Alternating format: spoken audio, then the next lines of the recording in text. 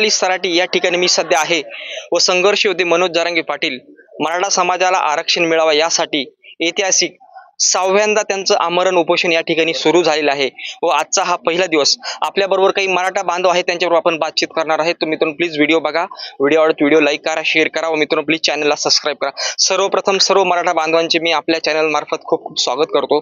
दादा आपण कुठून आलाय? छत्रपती संभाजीनगर गंगापूर तालुका. दादा आपण कुठून? नांदेड नायगाव तालुका. आपण कुठून? नांदेड नायगाव तालुका. आपण कुठून आला? मी घनसावंगी तालुका जालना जिल्हा. मराठा आरक्षणाच्या लढ्यामध्ये आता हा निर्णायक टप्पा आहे, परंतु अगदी आतापर्यंत सरकारने खूप डाव आखलेले आहे. आता परत नव्याने डाव सुरू झालेले आहे. मोठा प्रयत्न होतोय. बार्शीमधून राजेंद्र राऊत यांनी उपोषण किंवा काय ते ठिय्या आंदोलन चालू केलेलं आहे. काय वाटतं आपल्याला थोडक्यात? जय शिवराय जय भीम.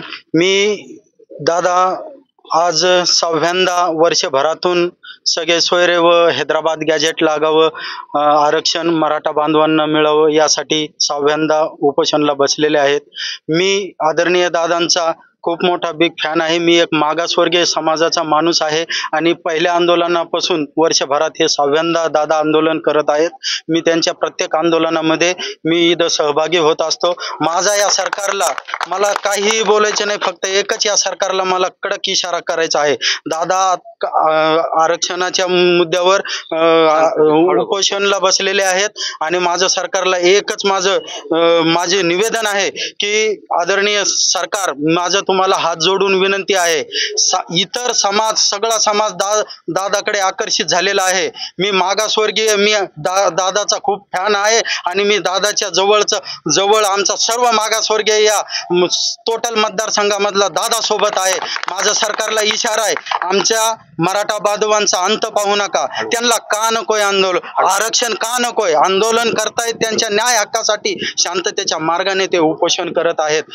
वर्षभरातून दादांनी 6व्यांदा उपोषण केले. माझ्या अंगाचं तिळपापड होत आहे या सरकारला सांगताना. का नकोय आमच्या सहकारी असणाऱ्या मराठा बांधवांना आरक्षण? एक मार्काने त्यांचा मुलगा आज स्कॉलरशिप पासून आणि नोकरीपासून वंचित राहतो. आई वडिलांना किती पश्चाताप होत असेल. या सरकारला माझं नम्र विनंती आहे की आरक्षण माझ्या सहकारी असणाऱ्या मराठा बांधवांना देण्यात यावं. आणि मी सांगतो की या सरकारला दादाचा अंत पाहू नका. दादाकडे हर एक जाती धर्माचा माणूस आहे. दादाच्या पाठीमाग पूर्ण ताकदीने 18 पगड जातीचा समाज आहे. असं तुम्ही भ्रमात राहू नका. दादाच्या मराठा बांधवासोबत सर्व 18 पगड बहुजन समाज दादाच्या सोबत आहे. मी सरकारला नम्र विनंती करतो, दादाची ही भावना लक्षात घेऊन राजकारणात दादा कालपासून काहीही बोलत नाहीत आणि आम्हीही काहीही बोलणार नाही. राजकारणाशी आमचं काही घेणं देणं नाही. आम्हाला राजकारण ते तुमचं चुलीत गेलं. आमच्या समाज सहकारी असणारा मराठा बांधव यांना आरक्षण दिलं पाहिजे, हीच माझी कळकळीची विनंती. जय भीम जय शिवराय. तुमचं गाव कुठून आलं? मी घनसावंगी तालुक्यामधून आलेलो आहे, जालना जिल्ह्यामधून. माझं गाव खालापुरी आहे आणि एक मी अनुसूचित जाती धर्मातला एक साधारण व्यक्ती आहे. माझा राजकारणाशी काही संबंध नाही. मी दादाच्या पाठिंब्याला आणि दादाच्या आरक्षणाला माझा भरपूर पाठिंबा आहे. दादाचं सर्वांनीच खरोखर कौतुक केलं पाहिजे.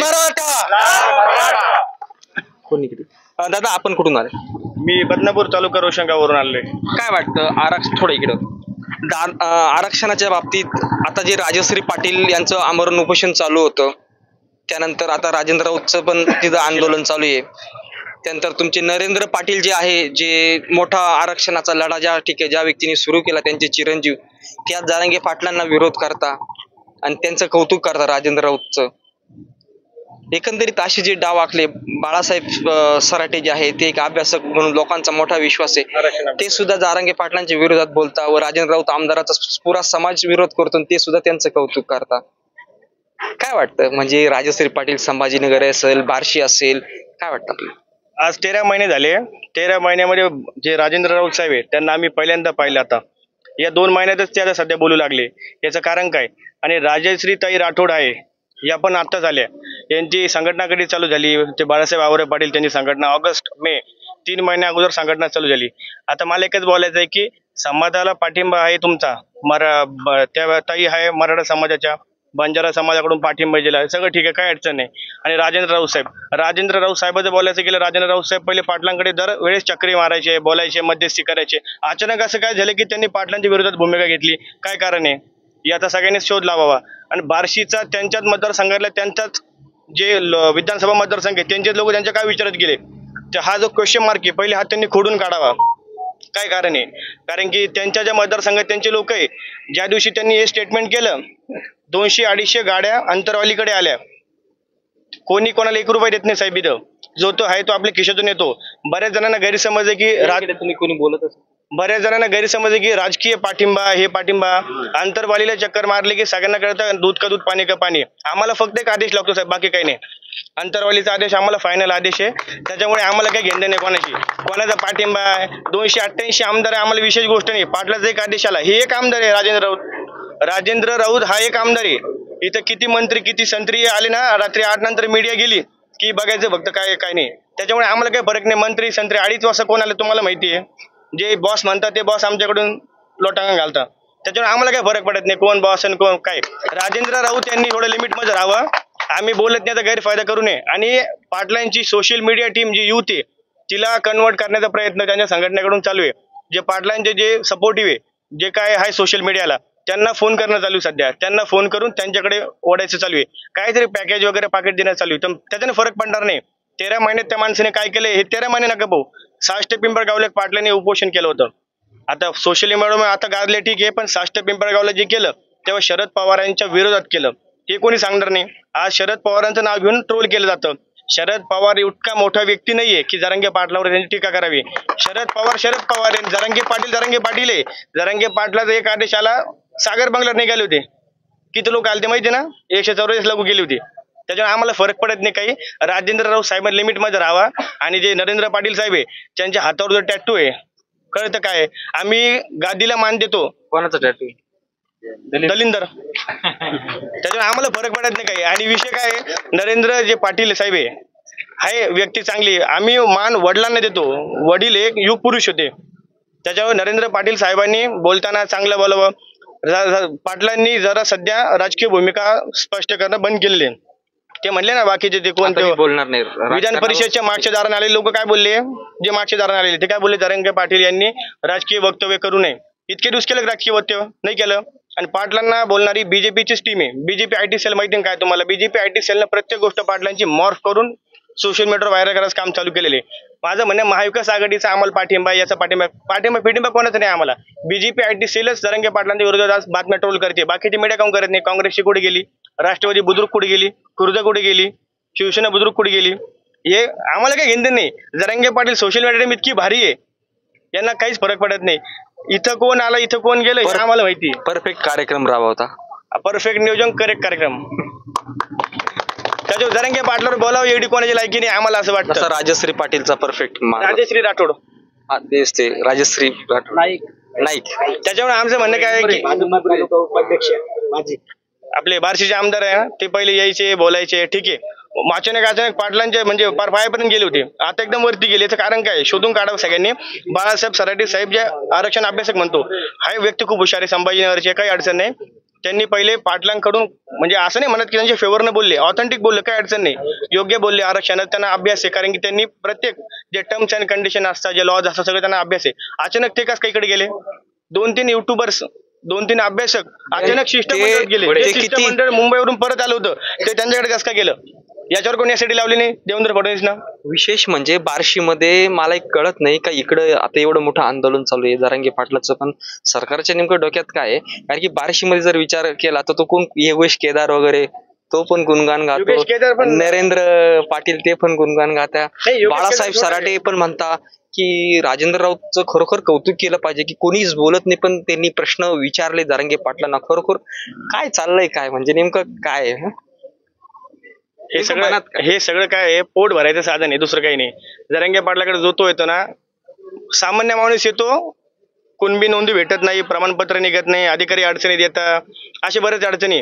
प्रत्येक डिपार्टमेंटला काही ना काही आहे. आता आम्ही असं बोलत नाही काही, पण आहे अडचणी. दुसरी एक गोष्ट म्हणजे राजेंद्र राऊतची जर हिस्ट्री सगळ्यांनी बघितलेली आहे, हातभट्टी विक्री करणारा एक व्यक्ती आहे, 700 कोटीची प्रॉपर्टी, त्याच्याकडून समाज जास्तीत जास्त काय अपेक्षा करणार?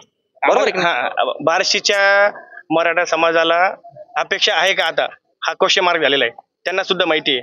पण 2-3 टर्म झालेला आमदार 700 कोटीची प्रॉपर्टी ऍफिडेव्हिट चेक करा तुम्ही, कसं काय झालं, काय झालं. आणि ते म्हणे ना, मी काय ते देह त्याग करेल कुठं ते त्यांच्या चौकात येऊन हे करून, हे असं बोलून नाही, माणसाने प्रॅक्टिकली करायचं. माणूस मागे बसलेला आहे. विशेष म्हणजे सगळ्यात एक महत्वाची गोष्ट, आता मी 2-3 व्हिडिओत हा विषय मांडलाय की बार्शीमध्ये मी स्वतः गेलो होतो, त्या ठिकाणी ऑन कॅमेरा यायला कोणी तयार नाही. इतकी मोठी दहशत आहे त्या व्यक्तीची. ना आपल्या एका मराठा बांधवाला दहशत नाही, जो सामान्य माणूस आहे, दहशत वगैरे नाही. जे इकडे येऊन गेले ना, पोलिसांना सुद्धा मॅनेज करतात, ते अगदी वरपासून फिल्डिंग असते त्यांची. पोलिसांना मॅनेज करता. हे पोलीस आम्ही काय सरकारी यंत्रणावर बोलू शकत नाही काही, पण विषय काय आहे, दहशत अंतरावली लिहा म्हणे. तुम्ही तुम्हाला दाखवतो जालना जिल्ह्यात, बीड जिल्ह्यात काय दहशत आहे.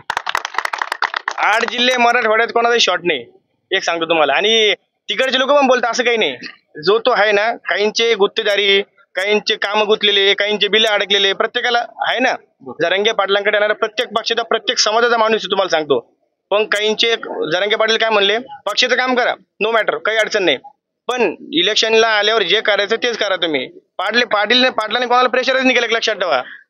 एक लक्षात, संविधान आहे, लोकशाही आहे. जर कोणी कोणाला प्रेशराईज करायचा प्रयत्न केला, मग आम्ही मोकळे सगळ्याला, आम्हाला काही अडचण नाही. बीड जिल्हा जरांगे पाटलाचा बालेकिल्ला असंच म्हणत नाही. आता एक डाव खेळला जातोय, म्हणजे जरांगे पाटलाची जी मागणी आहे संपूर्ण महाराष्ट्रातील गरजवंत मराठ्यासाठी जी मागणी आहे, परंतु जे संभाजीनगरमध्ये जे उपोषण झालं की हे फक्त मराठवाड्यासाठी त्यांनी ते आणि हैदराबाद गॅझेट वगैरे आता आणि सरकारचं एक 4 दिवसापूर्वी बऱ्याचशा मीडिया चॅनलवाल्यांनी पण एक ब्रेकिंग न्यूज दिली की एकनाथ शिंदेचा मास्टर स्ट्रोक इलेक्शनच्या अगोदर की हैदराबाद गॅझेट लागू करू शकता, असं तसं. म्हणजे एक लोकांमध्ये काय वाटतं आपल्याला? साहेब विषय काय माहिती का, आता मीडियावर आम्ही बोलणार नाही. जरांगे पाटलांची सोशल मीडिया जी आहे ना, ती तुमच्या मीडियापेक्षा फास्ट चालते बोलायचा अर्थ. आणि जरांगे पाटलांची प्रत्येक बातमी मीडियावर तुम्ही चेक करा, प्रत्येक बातमी जय महाराष्ट्र न्यूज चॅनल आहे. जरांगे पाटलांचं पश्चिम महाराष्ट्रात आंदोलन गुंडाळलं, इन क्वेश्चन मार्क दिलं, काय गरज होती त्याला. 4 न्यूज चॅनल, एबीपी माझा, TV9, साम, NDTV मराठी, हे एक बोलतं. आणि हे एक चॅनल कोणतं म्हणे गुंडाळलं, पश्चिम महाराष्ट्रात गेलं त्यांचा पत्रकार. आम्ही फोन लावले, त्यांना विचारले, आमचे फोन कट केले त्यांनी. माझं काय म्हणणं आहे, गुंडाळलं बेंडाला तुम्ही काय गुत्ता घेतला का आमच्या गुंडाळलं म्हणाला. कुलकर्णीचा आले जर का काहीतरी चॅनल, कुलकर्णी, सुशील कुलकर्णी. नाही, सुशील कुलकर्णी ते तर IT सेलचा माणूस त्यांचा तो, मग तो शिष्टमंडळातला माणूस आहे त्यांच्या संभाजीनगरच्या. आणि विषय काय, सोशल मीडियाचा विषय म्हणता तुम्ही, TV9 मराठी वगैरे हे सगळे चॅनल आहे, इथं काय अडचण आहे, सोशल मीडिया वगैरे काही नो मॅटर. पण जरांगे पाटलांच्या बातम्या पहिले खूप दाखवत होते, तुम्ही चेक करा. आता जरांगे पाटलांच्या बातम्या दाखवूनच कमी केलेले, फक्त बाईट दाखवता किंवा हायलाईट दाखवता.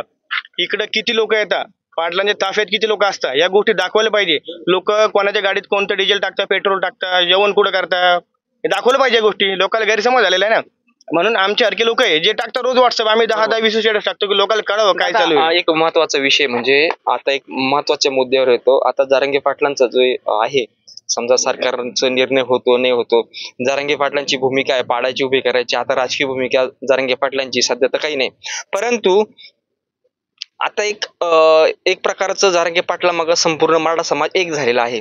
व काही लोक म्हणतात की बा हिंदू म्हणून आता एक झालं पाहिजे, असं जे पसरवण्याचं काम करताय, किंवा याच्या मागे शरद पवार आहे, याच्या मागे असं एक. त्यानंतर आरक्षणाच्या बाबतीत जे नरेंद्र मोदी आतापर्यंत शब्द त्यांनी काढला नव्हता, ते नरेंद्र मोदी की जब तक मोदी जिंदा है तब तक पिछड़ा वर्ग हो, OBC वर्ग हो, मागास वर्ग हो, उसके आरक्षण को धक्का नहीं लगा दूंगा, ये है मोदी की ताकद, हे वक्तव्य तिथं केलं. व तेच आपले जे मराठा आहे, जे विशिष्ट प्रेम असतं काँग्रेस बद्दल असेल किंवा भाजप बद्दल असेल, ते लोकच आज जरांगे पाटला मला म्हणता की शरद पवारांचा यातला हात आहे आणि हिंदू म्हणून आपण एक झालं पाहिजे मराठ्यांनी. काय वाटतं, एक तरुण म्हणून आपल्याला काय वाटतं? आम्ही हिंदू म्हणून सगळे एकच आहे. पानिपतामध्ये मराठ्यांच्या पिढ्या गेलेल्या आहे, तेव्हा आम्ही हिंदू नव्हतो का? आज आम्ही आरक्षण कशावर, धर्मावर भेटतं का जातीवर भेटतं? जातीवर भेटतं ना. आज जातीला वेळ आलेली तर आम्हाला जातीलाच व्हॅल्यू द्यायला लागणार आहे. मराठा ही जात नाही, मराठा हे शौर्याचं प्रतीक आहे पहिली गोष्ट.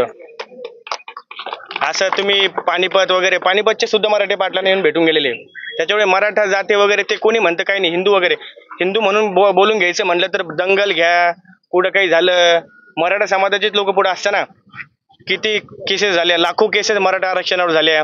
कसं काय झाल्या अचानक केसेस, सांगायचं कारण. आणि हिंदू वगैरे ना, पाटील एकच बोलतो आम्ही कट्टर हिंदू आहे, संपला विषय. आम्हाला काही तसा विषय नाही. हिंदुत्व जातीवर आरक्षण आहे, 70% आमचा मराठा समाज OBC मध्ये. पश्चिम महाराष्ट्र, विदर्भ, उत्तर महाराष्ट्र, राहिला मराठवाडा, मराठवाडा नाही ना, आमचा इम्पेरियल डेटा आहे ना, इम्पेरियल डेटा असून आम्ही कसं का नाही आतमध्ये, याचं कारण द्यावं सरकारनं. बरं आमचं इम्पेरियल डेटा पण आहे, पण आम्हाला कुणबी नोंदी सापडणं सध्या गव्हर्नमेंटनं बंद केलेले, याचं कारण पण सांगावं. त्यांची पोर्टल आहे, त्या पोर्टलवर ते टाकतात की या गावाची नोंद भेटली, त्या गावाची नोंद भेटली. या काळात टाकणं पण बंद केलं होतं त्यांनी. आमचं म्हणणं आहे कधी की पाटील त्यांची मागणी आहे, एवढी डिमांड आहे, कुणबी नोंद ज्या आल्या त्या शो करा, प्रत्येक ग्रामपंचायतला सांगा या नोंदी आल्या, हे करत नाही गव्हर्नमेंट. हा ओके. दादा मला एक मध्यंतरी फोन आला होता. आता मी आपल्या समाजाच्या बाबतीत व्हिडिओ बनवतो म्हणून मला एक क्रॉस म्हणून फोन आला होता. त्या व्यक्तीने माझ्या संग बातचीत केली, अगोदर खूप वेगळ्या पद्धतीने बोलला. तो मला बोलला की संभाजी भिडेच्या बाबतीत ते एक वक्तव्य होतं. संभाजी भिडे जे म्हणे ना मराठ्यांना आरक्षणाची गरज काय, कुठं आरक्षण मागतात? हा, तर त्याबद्दल मी त्यांना म्हटलं की तुम्ही जर म्हणता मराठा म्हणून हिंदू एक व्हायला पाहिजे, तुम्ही म्हणता का जरांगे पाटला मग शरद पवार आहे, तर लाठीचार्ज झाला तो कोणी केला म्हटलं, आदेश कोणी दिले? ते म्हणे नाही म्हणे. मग शरद पवारने ज्यावेळेस गोळीबार केला, किसानचं आंदोलन चालू होतं, ते कोणी केलं म्हणे. काय वाटतं तुला? आता हे लाठीचार्ज, गोळीबार या गोष्टी, आता आमच्याकडे काय सीसीटीव्ही कॅमेरा नाही, आमच्याकडे डीवायएसपी एसपी कमिशनर नाही, सरकारी यंत्रणा त्यांची. इतका मोठा लाठीचार्ज झाला, आमच्याकडे सीसीटीव्ही कॅमेरा लावलेले. सरकारने शोधायला पाहिजे आदेश कोणी दिला. पिक्चर तर पाहिला असेल तुम्ही, संघर्ष सुद्धा मनोज जरांगे पाटील, त्याचे सगळं दिसले कोणी हे दिला आदेश. आणि विषय काय माहिती का, कोणी दिला कोणी नाही दिला हे समजणे अवलोक इशारा काफी आहे. सगळ्याला माहिती कोणी दिला काय दिला आदेश. पण माता माऊल्यांना भजन कीर्तन चालू असताना उठून मारलं. तुम्ही म्हणता ना आम्ही हिंदू आहे, मी तेच म्हटलं ना, आपल्या आया बहिणीवर जो मार बसला तरी पण तुम्ही त्यांच्या मागे, म्हणजे काय 80 वर्षाच्या आईवर माऊलीवर तुम्ही लाठीचार्ज करता. 15-20 वर्षाचे लहान लेकरं होते, त्यांच्यावर लाठीचार्ज केला. याच्यावर कोण एसआयटी लावली नाही त्यांनी, याचा कोण निकाल? गव्हर्नमेंट सगळं करू शकतं. गव्हर्नमेंट आमदारांची पेन्शन लागू करू शकतो, गव्हर्नमेंट त्यांना टेलिकम्युनिकेशन सगळ्या सिस्टीम ज्या काही सेवा असतात सगळं करू शकतं. त्यांना लागणारे गुत्तेदारी टेंडर, त्यांच्या योजना, जलजीवन मिशन अशा योजना, बऱ्याच योजना आहे ते आणू शकतात. त्यांना हे काम करतात नाही, एसआयटी वगैरे शोध लावतात नाही. करायला पाहिजे ना. लाठीचार्ज कोणी केला? लाठीचार्जच्या मागचा पडद्या मागचा चेहरा कोण आहे हे कळायला हवं आपल्या सगळ्यांना. आम्हाला माहिती आहे ते, नाही सगळ्यांना माहिती आहे, पण जे या वेव्ह मध्ये नाही, या फ्लो मध्ये नाहीये, लोकांना माहिती आहे जरांगे पाटील कोण आहे. जे खास त्यांचे समर्थक आहे तेच म्हणतात नाही नाही नाही, जे आपले मराठा तेच म्हणतात की नाही नाही नाही नाही, कोण म्हणतं आता आम्हाला तर माहित नाही, सगळ्याला माहिती आहे कोणी केलं. विषय काय आहे, जे समाज बांधव आहे, जे वेस्टर्न साईडचे नॉर्थर्न साईडचे, त्यांना कळायला पाहिजे ना काय विषय. हा भुजबळ साहेबांनी सुद्धा परवा एक स्टेटमेंट केलंय, अगदी म्हणजे मोठ्या तीव्र शब्दात त्यांनी स्टेटमेंट केलंय की या ठिकाणी असं असं करण्यात आलं. अगोदर जरांगे पाटील ज्यावेळेस त्यांना पोलीस घ्यायला आले त्यावेळेस ते थोडे थांबले, झोपले, नंतर आल्यानंतर त्यांनी तिथं सगळं करून ठेवलं आणि अगोदर दगडफेक या लोकांनी केलंय. म्हणजे एक मोठी टीका भुजबळ साहेबांनी केली. आता जरांगे पाटील राजकीय लोकांवर स्वतः बोलत नाही तर आम्ही कशाला बोलावं? आम्हाला बोलायचं तर 12 महिने आम्ही मोकळे बोलायला, मग त्याच्यामुळे बोलणार नाही का छगन भुजबळ बद्दल. छगन भुजबळ मोठा व्यक्ती नाही. दादा आपण कुठून आले? छत्रपती संभाजी. काय वाटतं आपल्याला एकंदरीत ही सगळी जी प्रक्रिया घडते आता आंदोलनामध्ये? कशाबद्दल? जे आता आंदोलन जे आहे, समजा या ठिकाणी बार्शीमध्ये आंदोलन चालू आहे, आता जरांगे पाटलांचं आता 6व्यांदा उपोषण चालू आहे, तरी पण सरकार देत नाही. सरकारचे वेगवेगळे डाव आता सरकार टाकतंय, नेमकं काय? सरकारचे सगळे डाव आणून पडतील मराठे राव. तुम्हाला मी सांगतो, सर्वप्रथम जरांगे पाटील संघर्ष सुद्धा आजपासून नाही लढत, जवळपास 20 वर्षापासून लढतात आरक्षणासाठी. हे लोक आज का बरं लढतात? आपल्याला प्रसिद्धीसाठी. हे राजेंद्र राऊत जरांगे पाटलाच्या पायापाशी बसायचे आणि हे अचानक का बरं यांना आज समाजाची जाग आली का समाजासाठी काहीतरी करावं वाटलं? सागर बंगल्यावरून आले का इकडे चालू होऊन जातात हे लोक. तिकडे काय गोळी, कोण जापूची गोळी. समाजामध्ये याचा परिणाम काय होईल? समाजामध्ये समाजानं जरांगे पाटलाला देव मानलेलं आहे. बाकी समाजामध्ये काय होईल याचा परिणाम? काय समाज परिणामाचे आम्हाला काही घंटा फरक पडत नाही. परिणाम आमच्या महालक्ष्मी जालन्यात बसलेला आहे जरांगे पाटलांचा, तिथं फोटो आहे जरांगे पाटलांचा, तिथं सेटअप केलेला आहे गणपतीच्या डेकोरेशन मध्ये. ज्याला आम्ही देव मानलं त्याला देव मानलं, त्याच्यामुळे परिणामाचा विषय येत नाही आम्हाला काही. आमच्या मनात रुतलेल्या या गोष्टी, त्याच्यामुळे विषय काही नाही कोणाचा. हे जे बोलले ना साहेब, सागर बांगला निकडे आले, कोणतं टॉनिक दिलं? सागर बांगला नाही, कोणाच्या तरी आरोग्य मंत्र्याच्या घरी पण बैठक झाली, पुण्याला झाली बैठक.